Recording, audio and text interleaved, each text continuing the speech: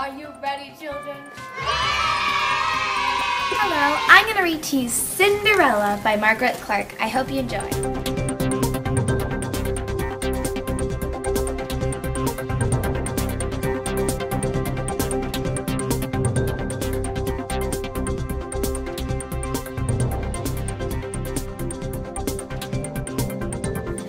Cinderella. Once there was a girl whose mother had taught her always to be kind. If you are kind to other people, her mother said, then they will be kind to you. But when the girl was still young, her mother died, and soon afterward, her father married again. The girl's stepmother was not kind to her, nor were her two stepsisters. The girl began to wonder whether her mother had been right, but she was naturally sweet-natured, so she did not complain. The girl's stepmother made her sleep in the attic on an old mattress. That was hard and lumpy, while her stepsisters took over the bedroom. They were given two large looking glasses in which gazed at themselves during every hour of the day. The girl was told to do the worst housework. When she had finished at the end of the day, she would go into the kitchen and sit among the cinders that fell from the fire.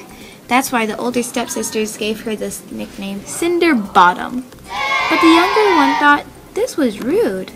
Feeling sorry for the girl, she changed it to Cinderella. One day, the stepsisters were invited to the prince to a ball. They were so excited that for the next few days, they could think about nothing but what they were going to wear. Cinderella, called the elder sister. Tell me how beautiful I shall look in this red velvet. It's lovely, answered Cinderella, thinking to herself that perhaps red was not the best color for someone so fat.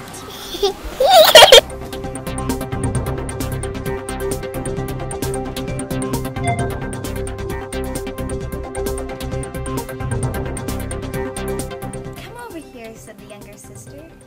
Look at my gold on my cape. You will have an eye in it very carefully. This is the first ball I've ever been to. Wouldn't you like to come too, Cinderella? Cinderella wanted to cry with envy, but she only replied sadly, don't tease me, please. The sisters laughed. No one will tease you. But how could Cinderbottom possibly go to the ball? She has to stay home sitting in the cinders. Cinderella helped them put on the red velvet and the gold cape. She watched as they set off for the royal palace. Then she sat down in the cinders and cried and cried. Out of nowhere appeared the woman who said she was Cinderella's fairy godmother. She told Cinderella to stop crying. The fairy godmother asked, what's the matter? I wish I could, sobbed Cinderella. Go to the ball? Asked the godmother. Cinderella nodded. Then we have to do a lot, said the godmother briskly. Bring me a pumpkin from the garden. Cinderella began to cheer up.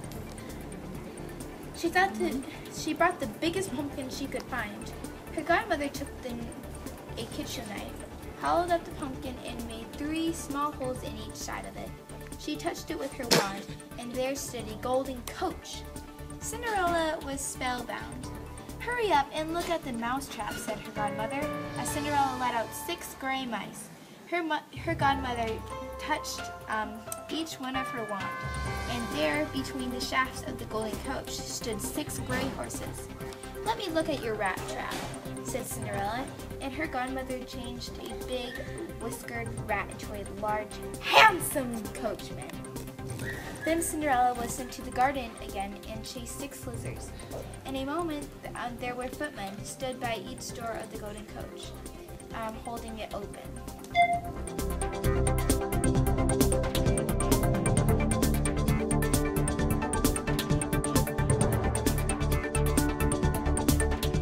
How can I go to the ball in these rag clothes? Asked Cinderella instantly. The rags became into a ball dress of gold and silver silk. On her feet there were 2 elegant glass slippers. Now off to the ball, said her godmother. But remember, you must be home by midnight. Then the clock strikes 12. Your coach will turn back into a pumpkin, your horses into mice, your coachman into a rat, your footmen into lizards, and your clothes into rags. When Cinderella arrived at the ball, everyone stopped dancing to look at her.